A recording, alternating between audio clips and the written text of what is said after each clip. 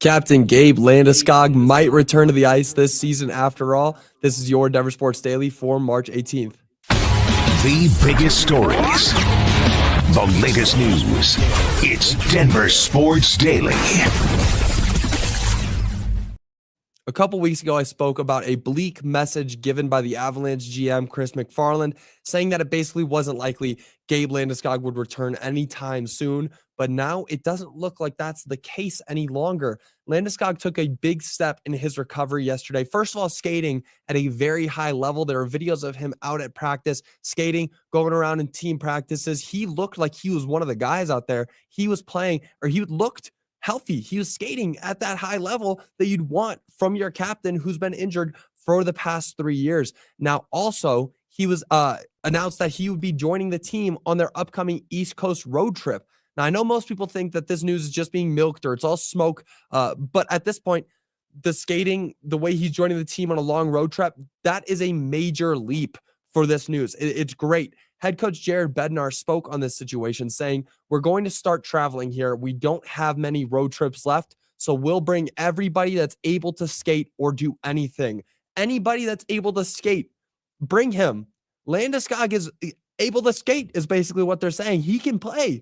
Landeskog isn't expected, again, to play on this road trip, but with this news, it wouldn't be ridiculous to assume that he could be ready to skate and be out on the ice come playoffs, which then brings up the question, should, not can, should. No, he should not play this season. There's no reason that he should. He's been out for 3 years. You watch hockey, it's always going so fast. Hockey is such a fast sport.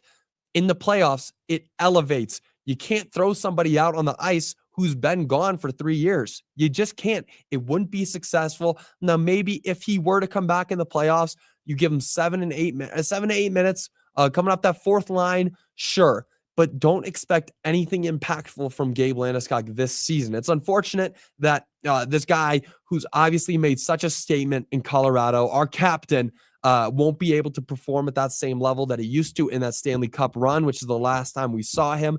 But still, that's news. He's ready. He's back. He's coming back. He is joining this team. He's geared up. He was out there skating yesterday. I wish I had that video because he looked good. He was out there at a high level performing with the other dudes.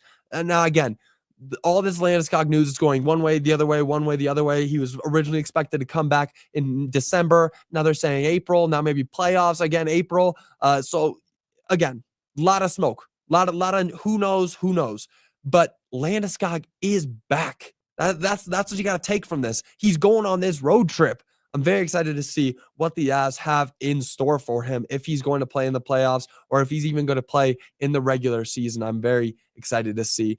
Now, moving on, the Nuggets were able to take down the Golden State Warriors last night, even though the odds were against them. They ended up winning 114-105. Now, get this, Nikola Jokic, Jamal Murray, and Kristen Brown were all ruled out for last night's game, but the Nuggets were still able to get the W over the Warriors to end a 7-game win streak for Golden State. They absolutely dominated them. Aaron Gordon, Michael Porter Jr., and Russell Westbrook, catalysts. Aaron Gordon, 38 points, 6 rebounds. MPJ, 21 points, 10 rebounds. Russell Westbrook, 12 points, 12 rebounds, 16 assists. Who needs Nikola Jokic to put up triple doubles when we got Russell Westbrook, the triple double king? Are you kidding me? That game was nuts. It was a confidence-boosting win.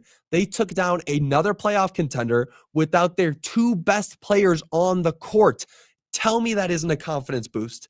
That is the best thing the Nuggets could have done last night. Not only did they won by almost 10, double digits. Now, after this win, the Nuggets are 44-25 and tied for 3rd in the West with the Houston Rockets. Overall, just incredible play. And I'm kind of feeling like an upset girlfriend. Yesterday you hate me, and today you love me. How do you make me feel, Nuggets? What the heck? You go out and you lose to the Washington Wizards, and then you come out and you beat one of the best teams in the league in the Golden State Warriors. You lock down Steph Curry, and you beat the Warriors. I'm just shocked. I'm shocked by that win. I actually tweeted yesterday, Nuggets money line's looking a little bit too good right now because they were such big underdogs. And one thing I know about this team, they can beat anybody. There's been so much talk about this bench and how it's not good. Watch it. Watch the bench play. Spencer Jones. I've never seen this guy play reasonable minutes in the NBA before, and he made some big buckets yesterday. He did. That guy, I got to give him his flowers too. Hunter Tyson, not Colin Gillespie, he's on the Suns. Hunter Tyson, Payton Watson, all those guys stepped up. Jalen Pickett stepped up. This is what I wanted to see in that Wizards game. Let the young guys play. There's no reason to send Nikola Jokic and Jamal Murray out there for 40 minutes a game against one of the worst teams in the league. These kinds of games prove that this bench is ready to perform in the playoffs. They are not the same bench that we had in that championship run. They're not. It's not. And sure, that championship run, you can argue they had a better bench, but it wasn't performing at the same type of level that I think that this bench can perform at. They can really alleviate the stress off of Nikola Jokic, Jamal Murray, MPJ, Aaron Gordon, give them some rest and let the other guys come in and say, hey, we got it. We got you for 10 minutes. We got you for 10 minutes. End out the second half or first half. We got you. That's what this bench should be doing. And they did that yesterday. They looked completely dominant. Aaron Gordon, 38 points. He looked like prime Aaron Gordon. Put that man in the dunk contest. I'm sick of it. This guy's great. Great Nuggets win. Great Nuggets win. Now, moving on, the March Madness bracket is set. It is here. March Madness is back, and the teams are officially set. Now, March Madness officially begins today with the first four, or tomorrow, excuse me. First four, St. Francis takes on Alabama State and UNC, and then St. Francis takes on Alabama State, and then UNC will take on San Diego State. And, with March Madness is here, it's time for some crazy stats to help you pick your bracket. The odds of picking a perfect bracket, just so you know, are 1 in 9.2 quintillion. That is 9 with 18 zeros and 1 2 behind it. You're not picking a perfect bracket. Everybody thinks they can do it. I think I can do it. I got my perfect bracket sitting in my office right now, but I can guarantee you that I do not have it. There is no chance anybody is picking a perfect bracket, and it will not happen this year, but I'd love to see it. Now, the fifth seed, again, more stats. The fifth seed is the only seed in the top 8 to never win the tournament. That would eliminate this year Michigan, Oregon, Memphis, and Clemson. So if you got those guys winning, I would change them now. If anything stands true, I would change it now. Now, since 2004, only 2 teams without blue in their main color have won the tournament. So again, you're eliminating teams like I've got winning. St. John's, most likely. I got St. John's winning. And again, Rick Pitino runs this team like a well-oiled machine. I know it. I feel like this guy's going to win it. But again, even some stats to go against that. There has never been a team who started unranked and ended up finishing as a 2 seed who won the championship. That would include St. John's and Michigan State. So I know Richie Carney might be a little bit upset at that one if I told him that. But hey, we're breaking things today. St. John's and Michigan State, they're going all the way. Also, of course, I have CSU pulling off the upset in the first round over Memphis. You know I've got that. I got to roll with some Colorado teams. I don't like Memphis. I don't want them in there, and they're a 5 seed. So you know what? That would go as well. That would play. CSU, I trust in you.